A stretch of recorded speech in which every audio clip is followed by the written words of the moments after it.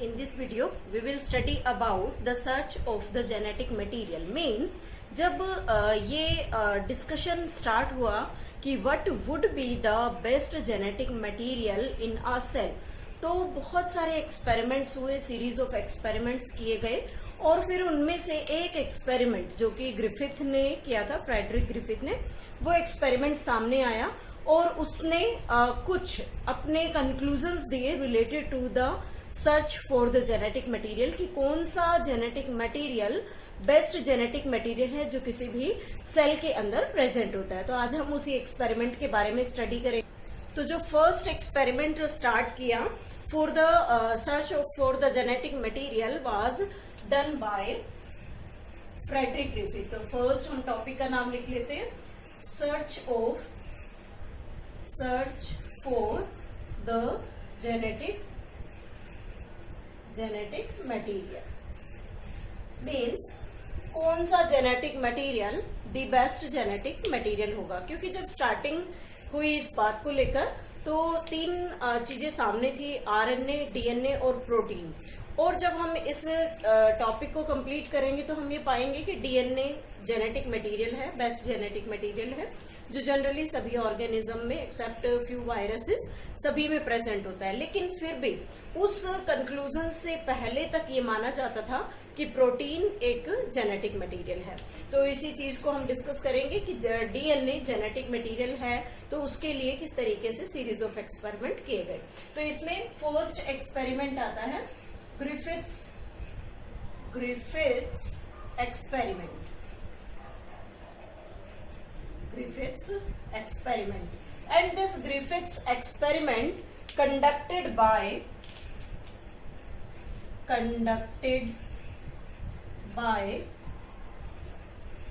Frederick Griffith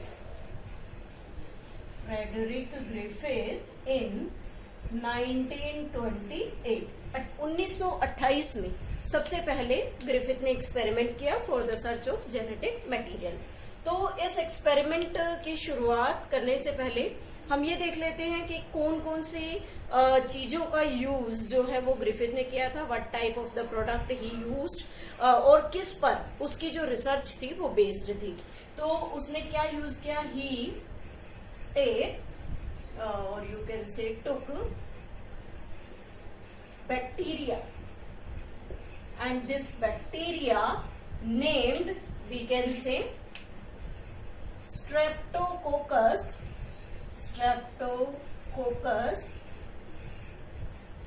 pneumonia।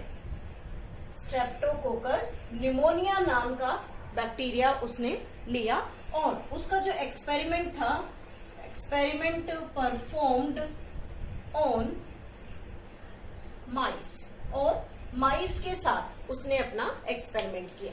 जब हम इस स्ट्रेप्टोकोकस न्यूमोनिया की बात करते हैं तो जब इस बैक्टीरिया को यूज किया तो यहाँ पर उस बैक्टीरिया की उसने 2 स्ट्रेन्स यूज किए थे। 2 स्ट्रेन्स मीन्स 2 टाइप के बैक्टीरिया यूज किए। First bacteria is smooth strain और you can say S3 strain, and second bacteria जो यूज किया दैट इज रफ और you can say R2 strain. अब यहाँ ये स्मूथ और रफ से क्या मतलब है? Smooth means having capsule. Capsule means the covering around the genetic material, कि बैक्टीरिया में एक कैप्सूल प्रेजेंट था और यहाँ नो कैप्सूल, इसमें कोई भी कैप्सूलर कवरिंग प्रेजेंट नहीं थी। फिर बात आती है कि ये जो कैप्सूल है ये किस चीज का बना हुआ है, made up of polysaccharide. Polysaccharides का एक कैप्सूल तैयार है, लेकिन रफ में कोई कैप्सूल नहीं है तो यहाँ कोई म्यूकस पॉलीसैकेराइड कैप्सूल नहीं होगा। नेक्स्ट इंपॉर्टेंट थिंग आती है कि जो स्मूथ बैक्टीरिया है, स्मूथ स्ट्रेन बैक्टीरिया है, it become virulent means which causing pneumonia and may cause death of some mice। Virulent mean जो डिजीज कोज करे, और जो रफ बैक्टीरिया है it is non virulent means not cause any type of disease, or we are taking here the pneumonia, so the pneumonia not caused by these R strain bacteria. तो ये जो bacteria का strain था सबसे पहले Griffith ने इसे select किया। उसके बाद बात आती है कि ग्रिफिथ ने माइस पर अपने एक्सपेरिमेंट को कैसे परफॉर्म किया। तो उसने 4 स्टेप्स में अपने एक्सपेरिमेंट को परफॉर्म किया। फर्स्ट स्टेप आता है कि उसने क्या किया, स्मूथ S3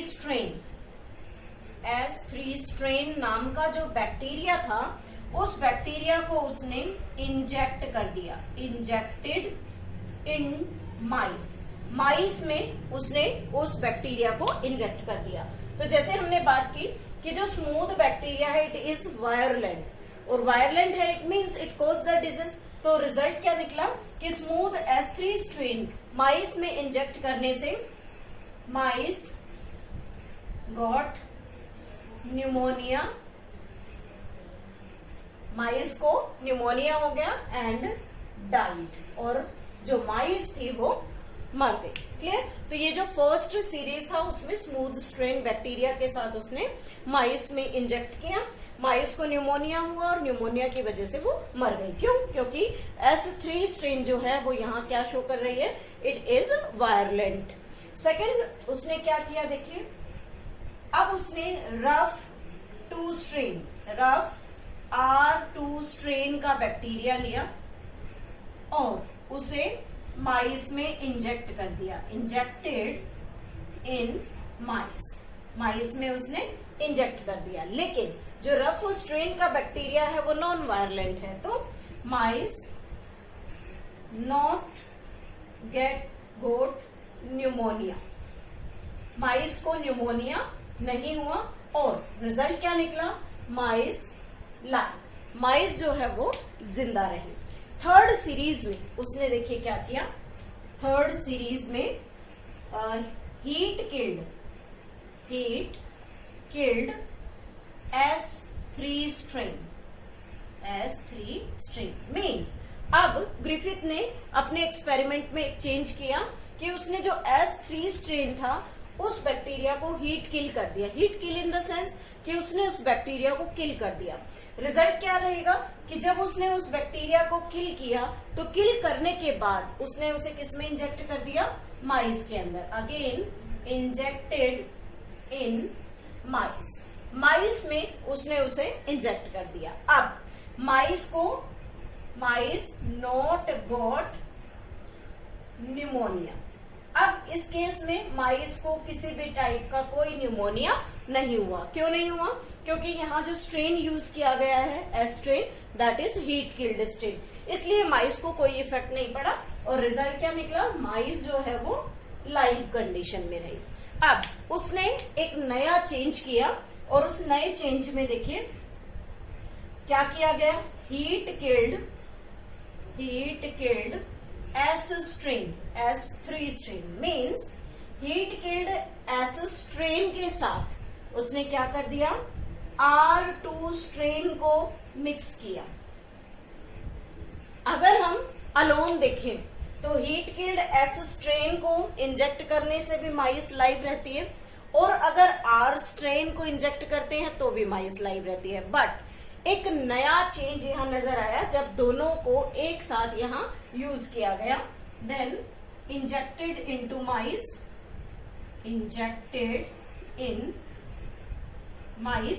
में उसे इंजेक्ट किया गया तो रिजल्ट क्या निकला, माइस गोट न्यूमोनिया, माइस को न्यूमोनिया हो गया एंड माइस गेट डाई, और यहाँ माइस जो है वो मर गई। अब देखिए यहाँ पर क्या हुआ कि जब हम हीट किल्ड S स्ट्रेन को अकेला इंजेक्ट कर रहे थे तो माइस लाइव थी। सेकेंड थिंग हमने की कि जब R स्ट्रेन को हमने इंजेक्ट किया था माइस के अंदर तो रिजल्ट क्या था कि माइस को न्यूमोनिया नहीं हुआ और माइस यहाँ पर लाइव कंडीशन में रही। लेकिन जब दोनों को मीन्स अगर हम इन दोनों को अलग अलग देखते हैं तो दोनों नॉन वायरलेंट फॉर्म में है। क्लियर? बट दोनों को जैसे ही मिक्स किया तो क्या हो गया कि दोनों के दोनों क्या हुए कि वो वायलेंट स्ट्रेन में आ गए और उसका रिजल्ट क्या निकला कि माइस जो है वो डाइड हो गई। तो यहाँ इस रिजल्ट को देखकर जो ग्रिफिथ था उसने कंक्लूजन निकाला। This is the conclusion, we can write here the conclusion.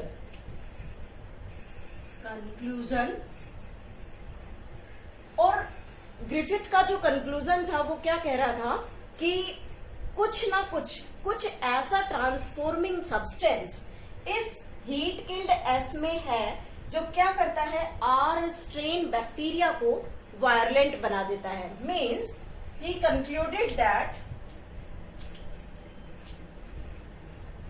Some transforming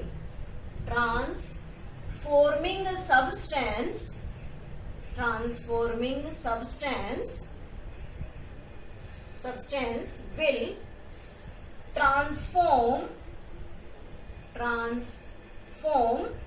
R strain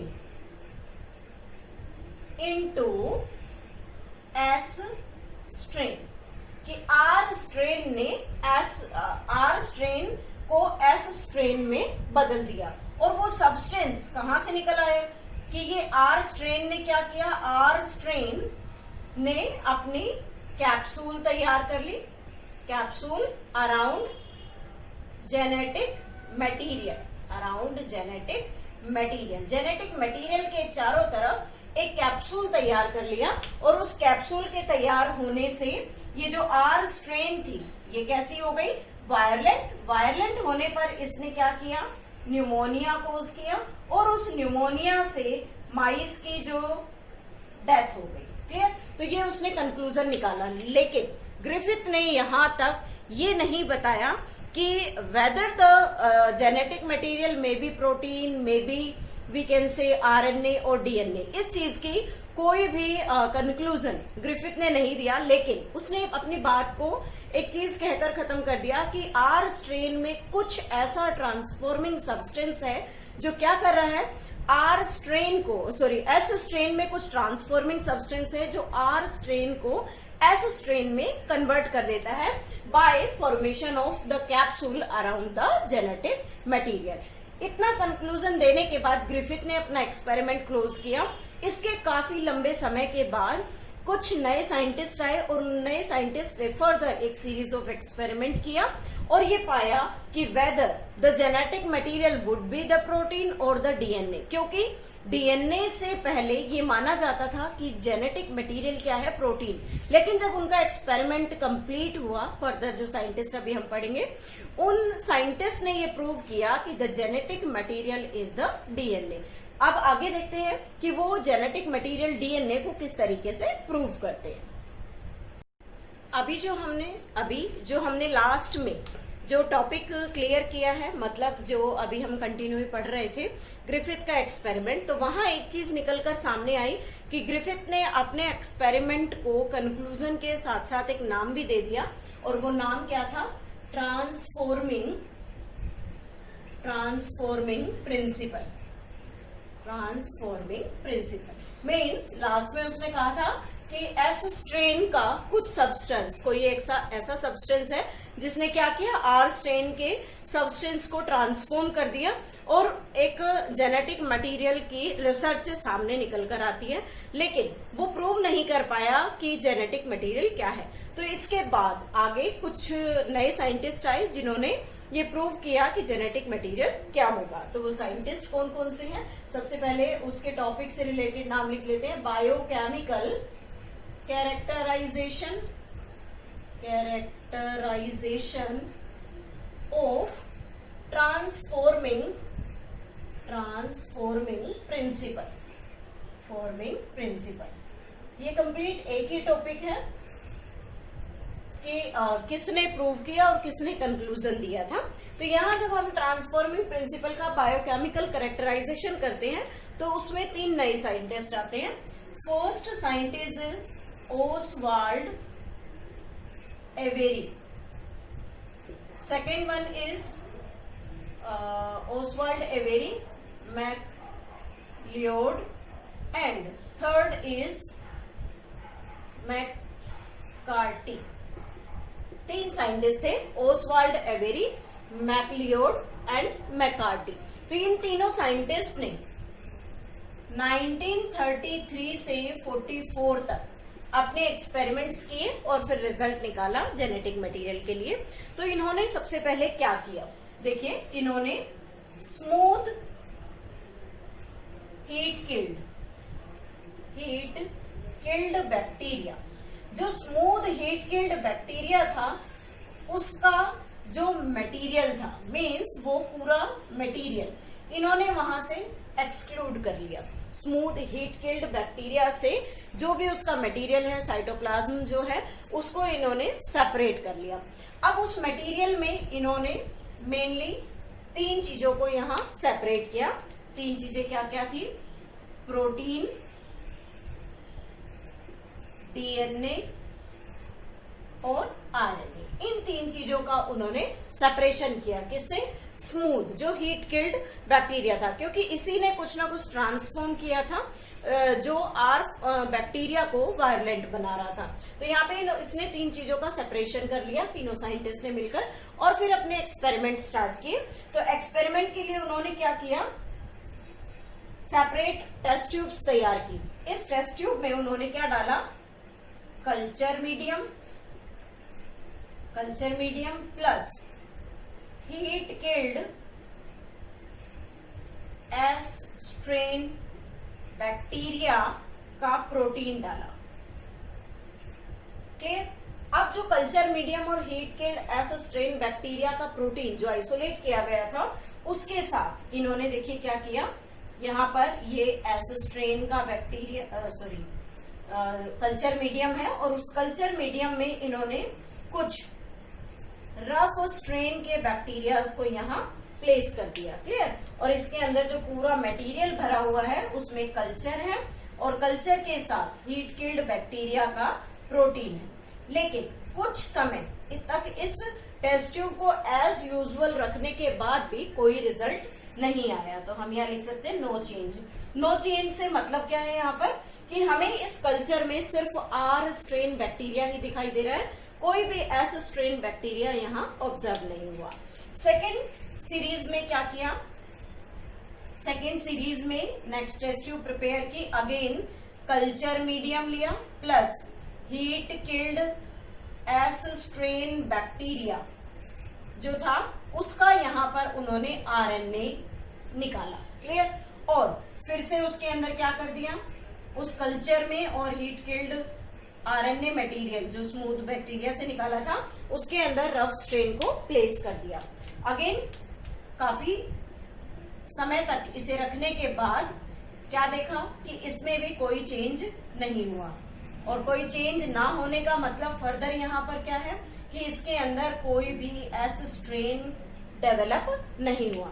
तो यहाँ इन 2 एक्सपेरिमेंट के बाद ये कंक्लूजन निकाल लिया गया कि ना तो प्रोटीन वो सब्सटेंस है जो आर स्ट्रेन को एस स्ट्रेन में कन्वर्ट कर रहा है, ना ही वो आरएनए है जो आर स्ट्रेन को एस स्ट्रेन में कन्वर्ट करता है। फिर थर्ड एक्सपेरिमेंट पर गए और क्या किया, यहाँ पर again culture medium plus heat killed S strain bacteria और उससे यहाँ डीएनए को निकाला। क्लियर? पर डीएनए के साथ यहाँ पर एक एंजाइम डाल दिया, डीएनएज। ये जो डीएनएज एंजाइम है, it is DNA digesting enzyme, means कि अगर हम डीएनए के साथ इस एंजाइम को प्लेस कर देते हैं तो ये डीएनए क्या करेगा, इस डीएनए एंजाइम को कंप्लीटली डाइजेस्ट कर लेगा, मीन्स उसे ब्रेक कर देगा। रिजल्ट क्या निकलेगा कि ये डीएनए फिर अपना फंक्शन परफॉर्म नहीं कर पाएगा। तो इस कल्चर मीडियम के साथ अगेन क्या रखा गया, यहाँ पर आर स्ट्रेन का बैक्टीरिया रखा, लेकिन फर्दर कोई चेंज यहाँ नजर नहीं आया। तो चेंज ना होने का मतलब क्या है कि जो डीएनए यहाँ प्लेस किया गया था उस डीएनए का डाइजेशन जो है वो डीएनएज एंजाइम ने कर दिया, इसलिए यहाँ पर कोई चेंज नहीं हुआ। और फाइनली उन्होंने 4th टेस्ट ट्यूब प्रिपेयर की। 4th टेस्ट ट्यूब में उन्होंने क्या किया, culture medium plus heat killed S3 strain का बैक्टीरिया और सिंपली उसके अंदर उस हीट किल्ड बैक्टीरिया से क्या निकाला, डीएनए निकाला और उस डीएनए को इस मीडियम के अंदर प्लेस कर दिया और एक नया रिजल्ट निकलकर सामने आया कि साइंटिस्ट ने कुछ समय बाद देखा कि यहाँ पर एस स्ट्रेन का डेवलपमेंट हो रहा है, means some of the S strain developed in this culture medium. तो यहाँ ये एस स्ट्रेन के बैक्टीरिया जो हैं वो डेवलप हो रहे हैं। इट मीन्स एस स्ट्रेन यहाँ विजिबल हुई, एस स्ट्रेन। इसके बाद तीनों साइंटिस्ट ने मिलकर कंक्लूजन निकाला कि डीएनए ही वो ट्रांसफॉर्मिंग सब्सटेंस है जिसने क्या किया, आर स्ट्रेन बैक्टीरिया को smooth strain, rough strain bacteria को स्मूथ स्ट्रेन बैक्टीरिया में कन्वर्ट कर दिया। फिर कंक्लूजन को 100% रिजल्ट देने के लिए उन्होंने डीएनए वाला एक्सपेरिमेंट तैयार किया था कि ये क्या शो करता है डीएनए कि अगर हम डीएनए के साथ डीएनए डालते हैं तो रिजल्ट क्या निकलता है, this inhibits the transformation of the R strain into S strain, ये इसको रोक देता है। लेकिन अगर हम प्रोटीन या आरएनए डालते हैं, they did not inhibit the transformation of the substance from rough strain to S strain. तो यहाँ रिजल्ट निकल कर आया कि डीएनए ही वो जेनेटिक मटेरियल है जो एक ट्रांसफॉर्मिंग प्रिंसिपल, एक ट्रांसफॉर्मिंग सब्सटेंस का काम करता है जो आर स्ट्रेन बैक्टीरिया को एस स्ट्रेन बैक्टीरिया में कन्वर्ट कर देता है। और इस रिजल्ट के साथ ये प्रूव हो गया कि डीएनए ही बेस्ट जेनेटिक मटेरियल है। अदरवाइज इससे पहले तक ये माना जाता था कि प्रोटीन जेनेटिक मटेरियल है। सो इन दिस एक्सपेरिमेंट हमने यहाँ 2 सीरीज पढ़ी हैं। ग्रिफिथ का एक्सपेरिमेंट जो उसने सिर्फ ट्रांसफॉर्मिंग प्रिंसिपल को बताकर छोड़ दिया था, सिर्फ इतना कहा था कि कुछ है ऐसा जो ट्रांसफॉर्मेशन कर रहा है, लेकिन उसे एक्चुअली नहीं पता था कि वो सब्सटेंस क्या है, आइदर डीएनए, आरएनए और प्रोटीन। लेकिन इस बायोकेमिकल कैरेक्टराइजेशन के बाद ये क्लियर हुआ कि डीएनए ही वो जेनेटिक मटेरियल है जो जनरली मोस्टली सेल्स के अंदर प्रेजेंट होता है। So this is about the Griffith's experiment and its biochemical characterisation.